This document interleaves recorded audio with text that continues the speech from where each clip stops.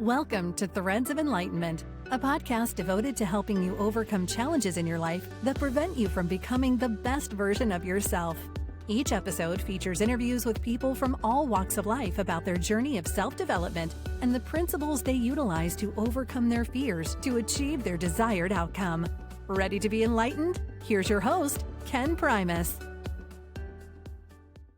Episode of Threads of Enlightenment. As you know, guys, this is one of my favorite spaces right here, is to welcome our guests.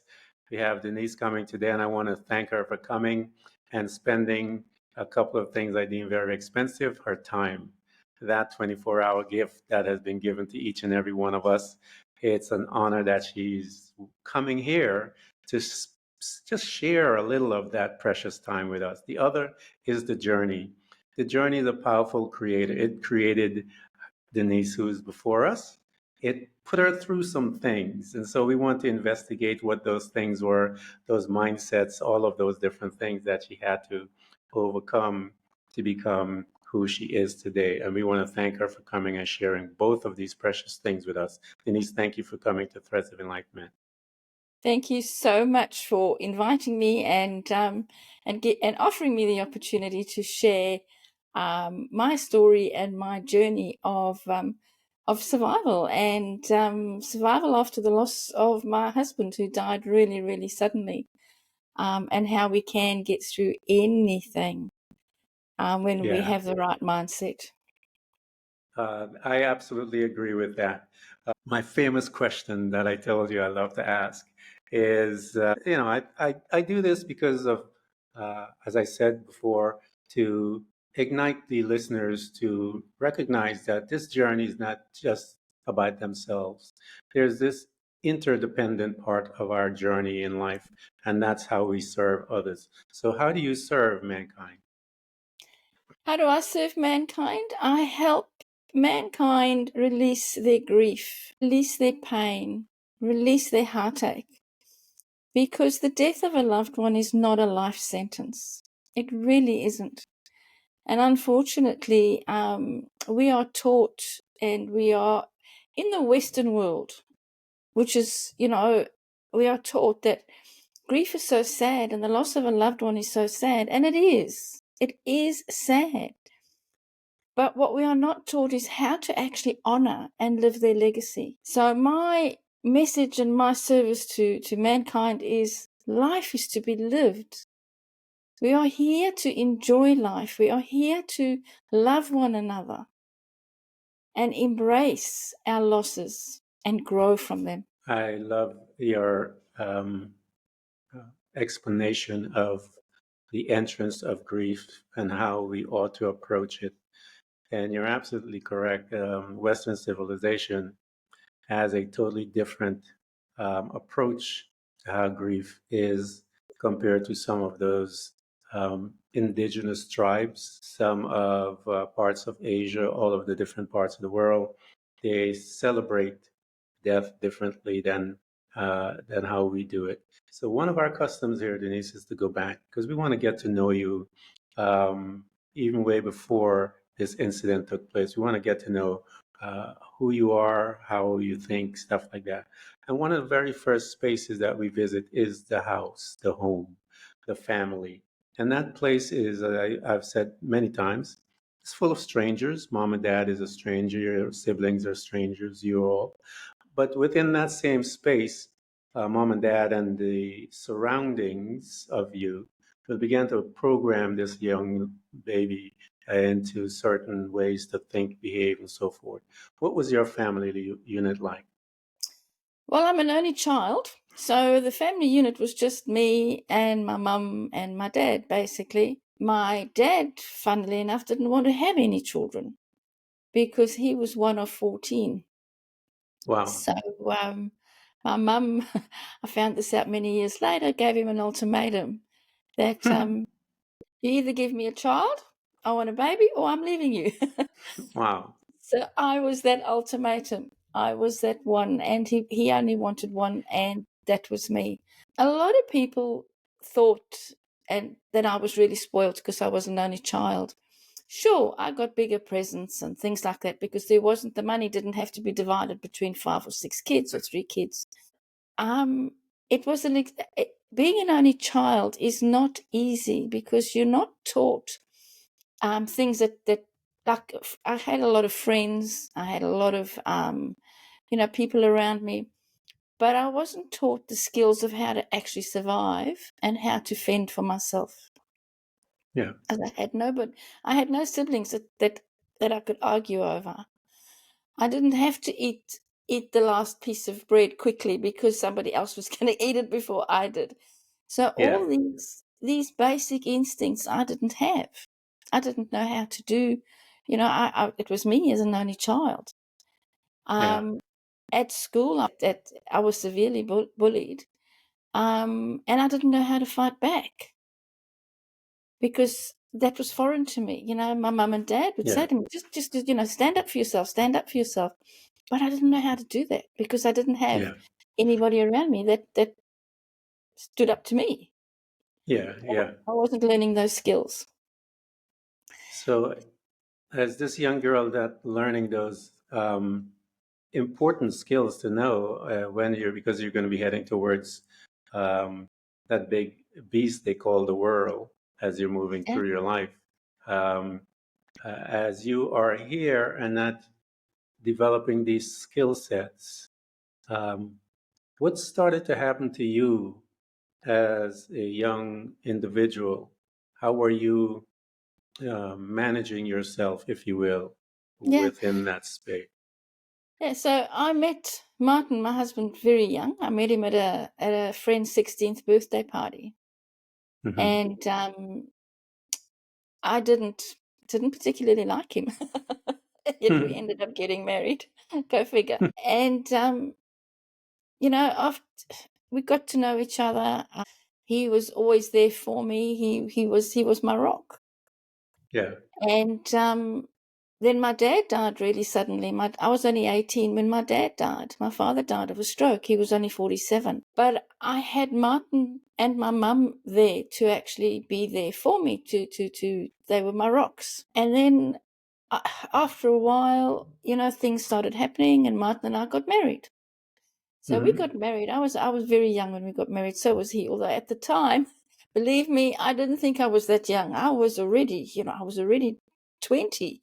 Come on. So we got married young, had our kids young, had our children young, and yeah, life went on from there. I guess I learned a lot of resilience from there as well. In that being a young mum and being an only child. And then, of course, my mother died as well. My mother passed away young. My mother was only 59 when she passed away. Wow. And that gave me the feeling of being an orphan. Even though I had my husband and I had my children, I felt like an orphan because now I've got nobody. I've got no siblings. I've got nobody to share that grief. Yeah. And And yeah, how, and not having someone, as you state, a sibling or someone of that type to share that grief. How did you handle that? Because those are, your parents were pretty young. yeah. How did you handle that grief if you had no one to share it with? I did the best I could. I just soldiered on. My mother always used to tell me, when things didn't go quite right and I didn't get things working my way, she'd always say, "Oh, Denise, just soldier on. You'll be okay. Just soldier on." So through all that, losing my dad young, I just soldiered on, as my mother did as well. I saw my mother soldier on after my dad died. So when she died, I just soldiered on. We had just immigrated from South Africa to Australia, Hmm. and so she passed away within the first year that we were in Australia, and I was working. We were building a house, so I couldn't stop work. I couldn't stop my life to grieve for my mother, and I just basically soldiered on. Which I Yeah, now that's a know, nice term. yeah, which I now know is the worst thing that you could possibly do. It is the worst thing, but I couldn't stop. I couldn't afford to stop, or I thought I couldn't afford to stop. Yeah, I don't think I got a chance to grieve my my parents as well. Yeah. I know I didn't get a chance to grieve my mom when she died, when she passed, because in my culture, the eldest one has to take the lead because my Yeah. dad wasn't doing so well, and so I had to take the lead. And in doing so, at the time I was working as well, didn't get a chance to really Mm. consider her death, you Yeah. know. It's a good way of Um, putting it. Yeah. Yeah. yeah, so I don't believe, in my case, Denise, my father, when he passed, his was different, but I still didn't get a chance to grieve because I was um, there was a lot of things going on, and again, you know, I gotta right the ship, if you will, and so I don't think I've really, as you're talking about, I don't think I've really had an opportunity or taken the time to linger within that, but I'm sure one day that ticket is going to come. Oh, So yeah. when you when you soldier on and you didn't get a chance to really face that, what happened when it did show up? Well, it sort of would show up in small ways. Like I would hear a song, Sinead O'Connor's "Nothing's Gonna Stop Us Now." Um, you know, any song like that, Sinead O'Connor or anything that she liked would trigger me. Would trigger Yeah, me, and I would end up in tears. The tears would flow. But that doesn't mean that I was grieving because I had, we were in a new country, building a house. I had 3 kids I had to look after, and it was just a case of just soldiering on. yeah, Um, and even to this day, sometimes that whole part of my life is a blur because it was just get on with life, come on, move forward. People would say to Martin, my husband, how is Denise doing? And he'd say, no, she's doing great. She's doing really well. And I used to think to myself, no, I'm not. But I have to yeah, show that I am because I'm the one that is taking care of everybody, being the woman, being the mother. The kids come to me, they've lost their granny. So it was only really when my husband died and I tried the same tactic and it didn't work, that's when my life changed. yeah. Mine also would be a couple of songs that I kept singing. I kind of knew my mom would be leaving a few days before because she and I were pretty close. And there's a couple of songs that would two of them in particular, um, that came on, and I would play them over and over and over and over again. And so that kind of locked in as to Mm. her dealing with that. And so I was working as well, so I couldn't take a break to grieve. And so Yeah. there's sometimes, like you said, I would hear that song and I would break down. I would hit the ground in this ball of mess. Mm. But then, you cry for a little, then I get up and shake it out. I don't allow myself, which is not right. I need to grieve for my mom.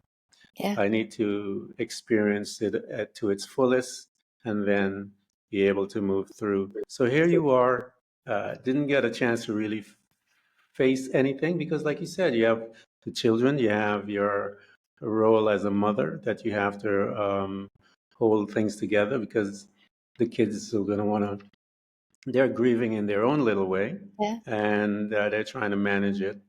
And your husband is privy to all of this stuff. So as you are in this mix, Denise, what did you started to notice with you? Because I noticed certain things with me when it comes to that grieving piece.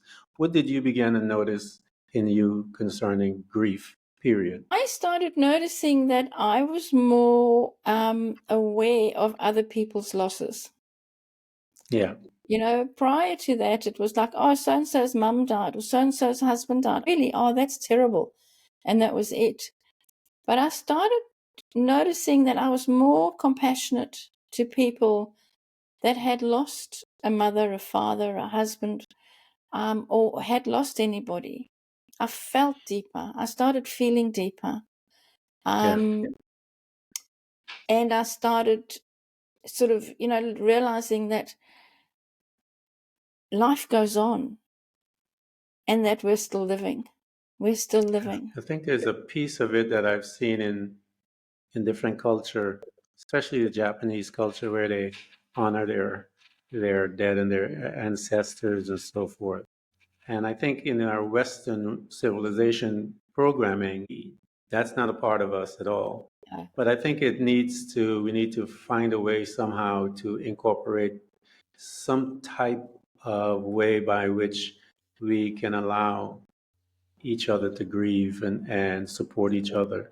Um, Western civilization has nothing in place for that I can think of, except for they have a few grief programs that corporate America started to put together as well, but not much that I know of. So here you are. Go ahead. Go ahead.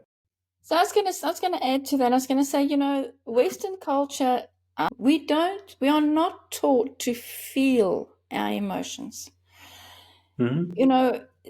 If you're a man, you get told from a young boy, don't cry. Men don't cry. You've got to be strong. If you're a woman, we are taught and programmed that, hey, you serve, you're there for everybody. You don't matter. Everybody else matters. So when we lose somebody, when we grieve somebody, we grieve that loss, we default into that automatically. And Yeah. that's where the soldier on comes. Then, like you say, then they say, oh, go and see a grief counselor, go and speak to someone. You've got to speak to someone.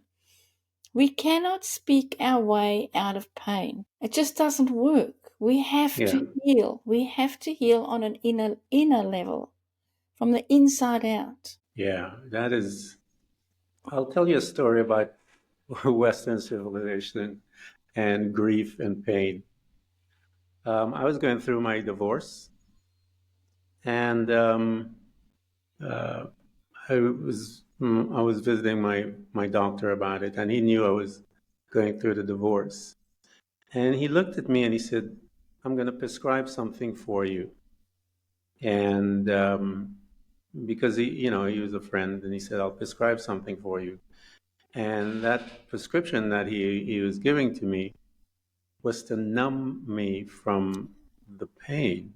Yeah. And I remember looking at him and said, because I was astonished that there is a prescription for that. And I looked at him and he said, "Yeah, there's a prescription." And I said, "No, I don't want it Yeah.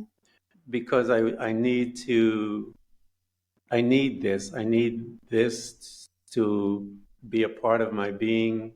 I can't shut it off. I need to learn how to heal. I have to learn how to manage this. I have to learn how to. I come out a little more broken, a little more empathy. You go through, of course, your stages of anger and all that stuff. But then when you come out, you have to learn to love you regardless in that mess. And I could not accept that a medication is out there to do that. And I'm sure many, many people take it and again don't have the opportunity to feel the pain or walk with it. And, after my husband died, because he died so suddenly, he was only 55 when he died of a blood clot, and totally unexpected, out of the blue. He went into a complete la-la land after that. I was in shock. And went and saw a doctor. And she said to me, "Are you grieving, Denise? Here's a prescription for antidepressants." Straight away. I mean, that's the first thing, you've got to numb the pain. You've got to cope. You're not coping. Take these and you'll start feeling yourself again. Well, I didn't take them because, like you, I don't want to feel. I wanted to feel, because grief is love. I needed to feel that pain. Mm-hmm. And she then sent me to a psychologist. And I was seeing the psychologist for about 6 months. And I said to her eventually, I said, "When am I going to feel better?" I said, "I feel great while I'm here and we're talking about my pain and we're going through stuff." I said, "But by the time I leave your office and I go home and I get home, I'm feeling just the same. Nothing's changing." Yeah.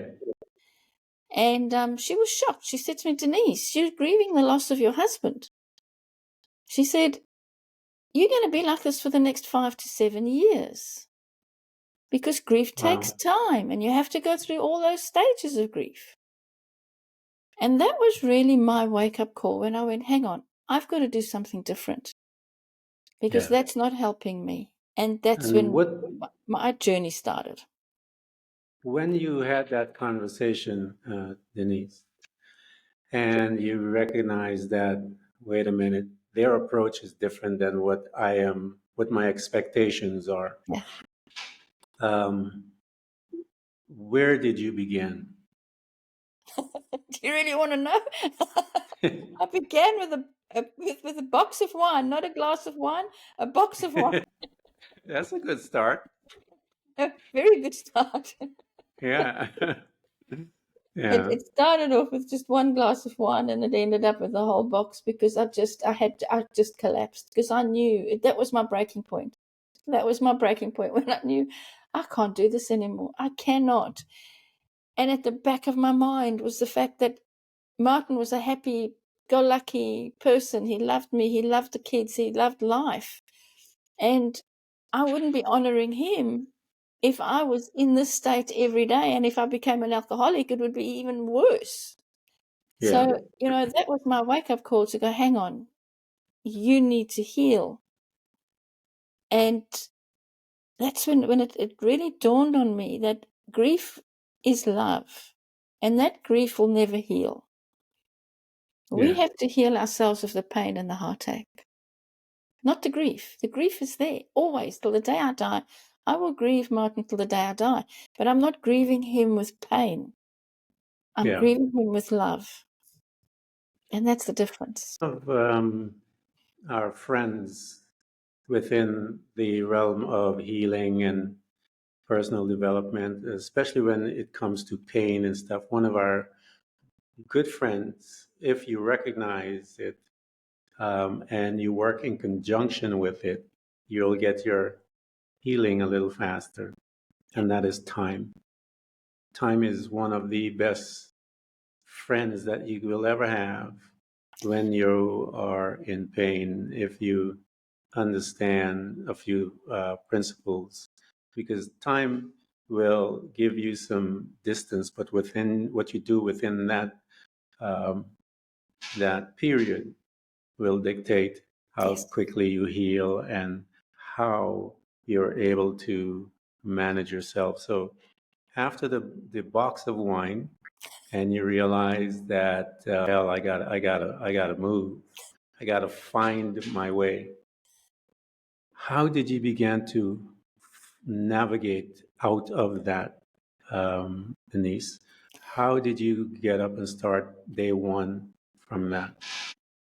And I still say it was divine intervention because I woke up in the morning with a damn headache and dum dum, you know what it's like. And I sat on the couch and I opened up my laptop and I went, what am I going to do with the rest of my life? And I was staring at the screen, not really knowing what I'm looking at. And all of a sudden it came in. I know I'll become a life coach. Now, this is 15 years ago, 2009. Life coaching isn't what it wasn't then, what it is today. And I thought I'll become a life coach. Now, I was going to become a life coach to heal me. Not that I was going to do what I'm doing now. Because I knew that if I became a life coach, I would get all the tools that I needed to heal myself. Yeah. Yeah, that was my only thing. And I never intended to do what I'm doing now. I was a bookkeeper and tax agent at that point in time in that life. I would call it my previous life. So I morphed into becoming a business coach, helping businesses. That's what I did.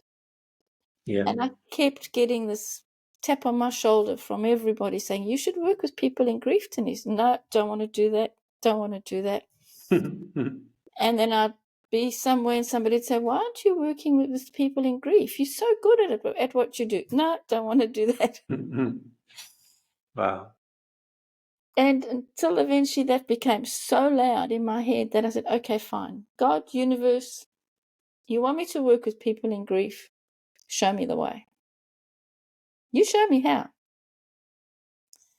And so here I am today, working with people in grief, and it's my calling, it's my life, it's my mission, it's my absolute mission, is to help people and help people realize that death, the death of a loved one, is not the death of you. You don't die. We continue to live. Yeah, it's for all of you guys who are listening to our conversation.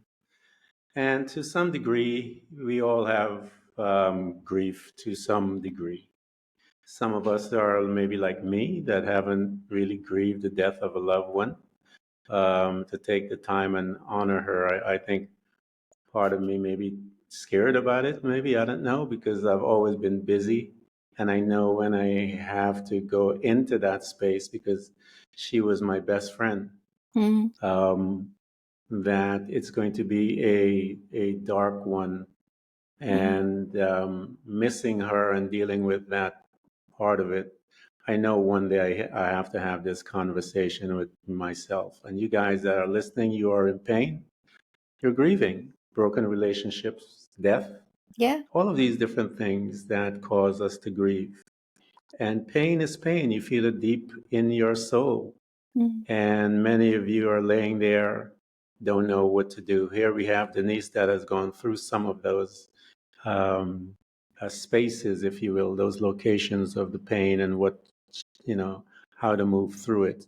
And Mm. so we're going to help you guys. We're going to provide all our stuff so that you can get to her because it's important. I am glad that she's here because there's a lot of people grieving these days. So here you are, Denise. You ignore the call until, most of us are stubborn anyway, like that, until it gets so loud that you couldn't handle it. Mm. And we are always our first client. I don't care what you get into as far as any kind of personal development, psychology, and all those things. We are our first patient.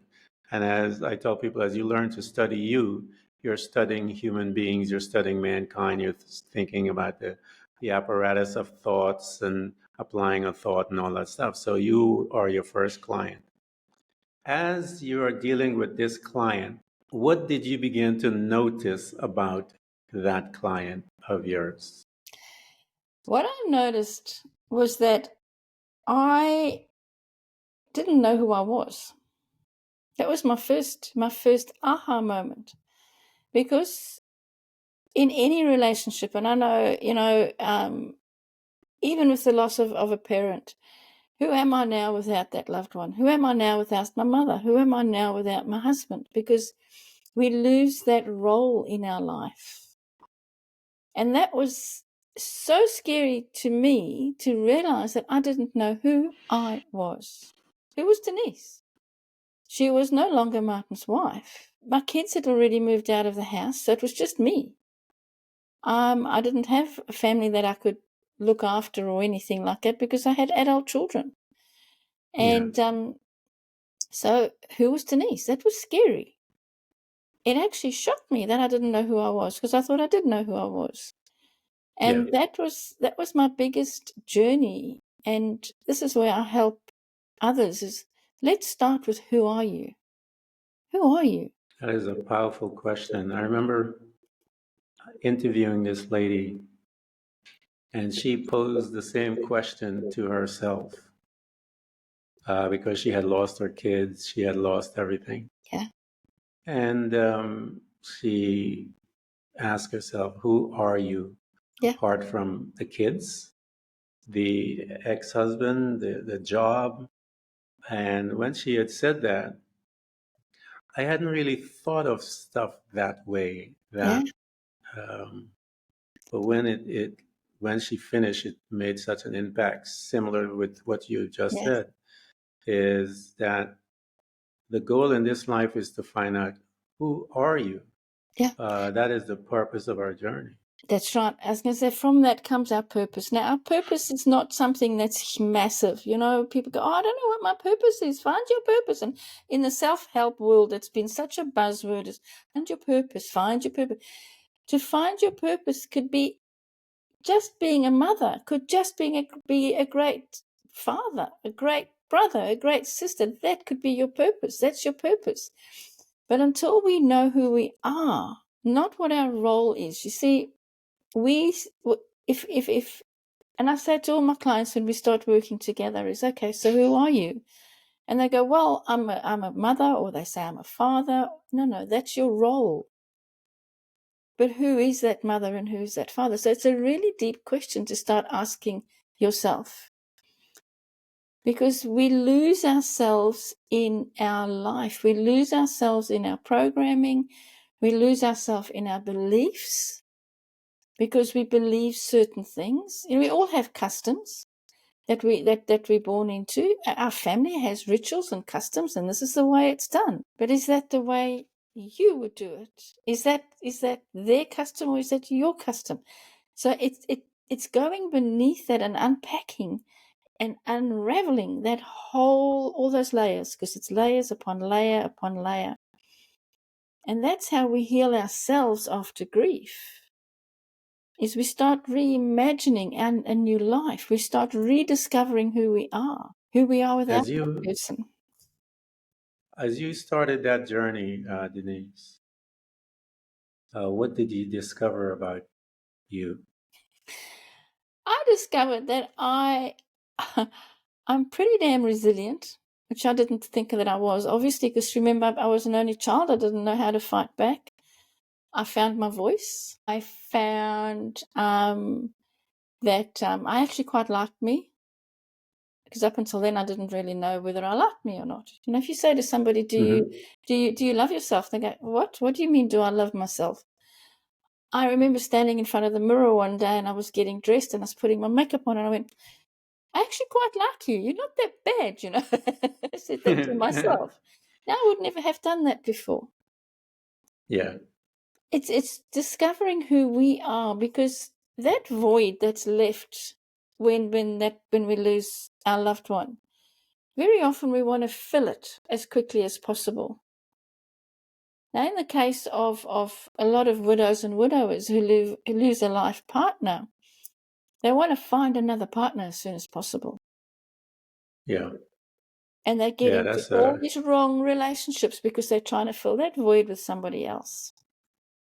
yeah. I've never done that. I've had friends, the minute they break up with someone, they're into another relationship. Yes, yes. And I used to look at them and in total amazement because when did you have the chance to grieve the other relationship? And what did you learn from there? And so I never, anytime I went through a broken relationship, I would take about a year or so, Yeah. maybe even more, to um, delve into the relationships, the ins and outs about it, what were my patterns, what happened to me, how can I make those changes.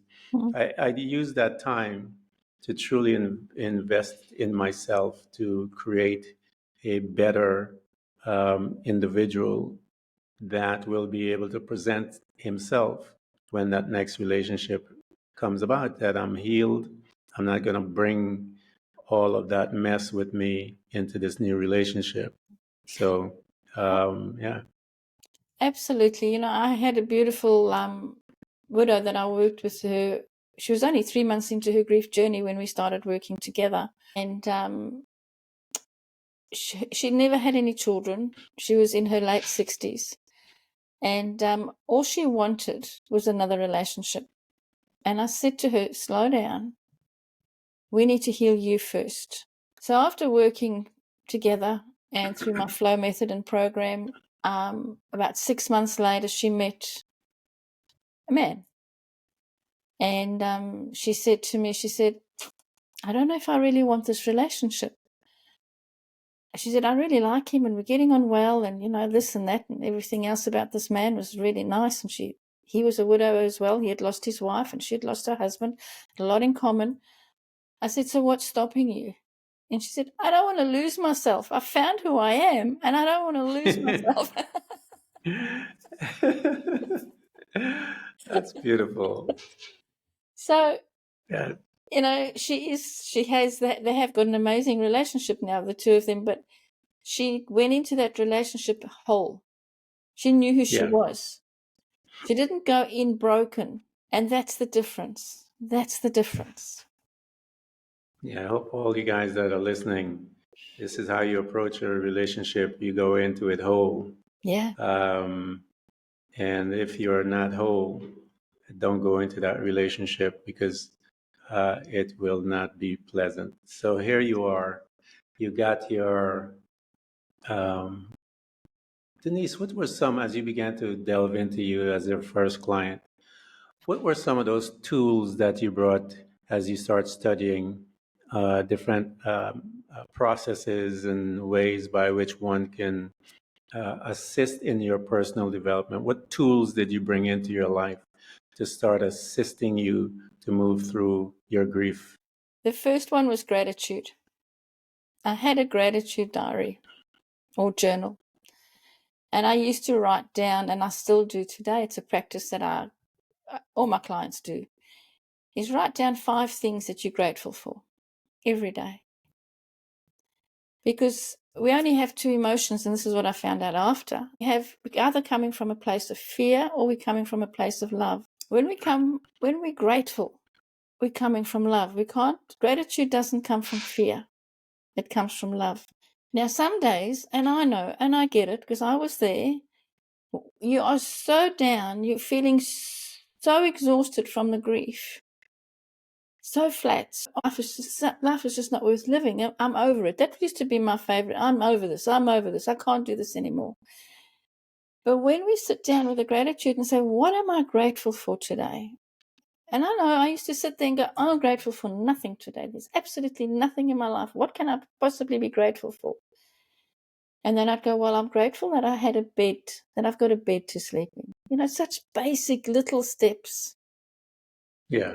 I'm grateful for my cup of coffee I had this morning. And it was just, I used to force myself to be grateful for something. It doesn't have to be earth-shattering. I'm grateful for my children and I'm grateful for the world. No, just what are you grateful for? Because you're grateful for your family. You ask anybody, and it's such an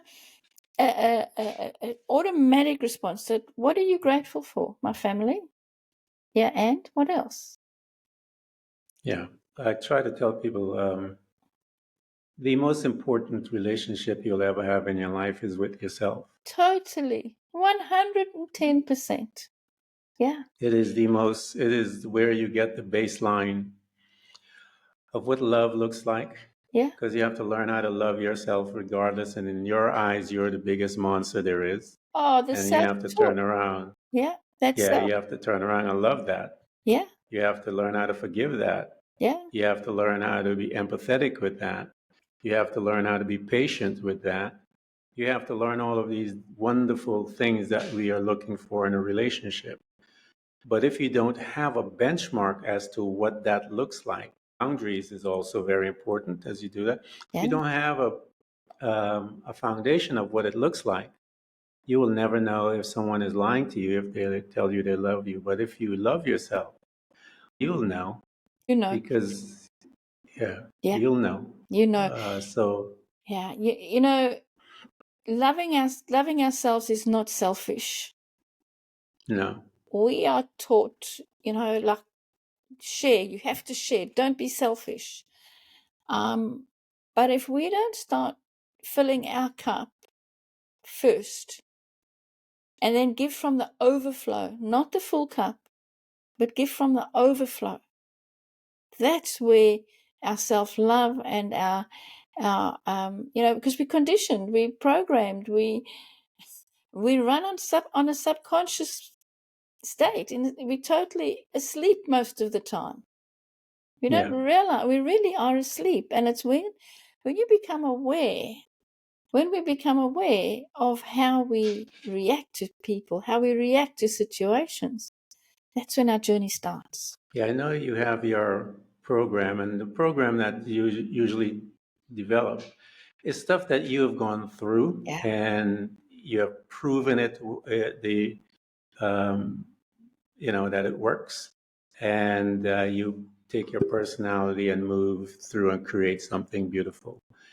invite us to one of those meetings, Denise, where someone shows up to you, and what does that encounter looks like? Because I want the audience to kind of get a picture. Yeah. So when you guys come into her space, you have an idea of what it looks like. So all the apprehension of making that phone call or getting in touch with her has been taken away because you heard her approach in something. So I just showed up in your office. What does that look like when we began our co-journey together?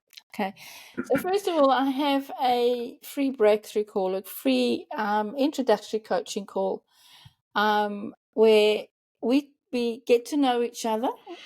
It's a Zoom call, so we see each other face to face. Even though I'm in Australia, the other side of the world, doesn't matter. Where we meet each other face to face, and we get to know each other.